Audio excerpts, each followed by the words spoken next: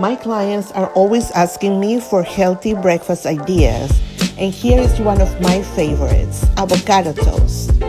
I am using ingredients already available in my refrigerator. You can always use what you have and use your creativity. I cut my avocado in half and mashed them. I added peppers, cilantro, salt, and pepper. Then mix them all together. While I was doing this, I toasted my bread.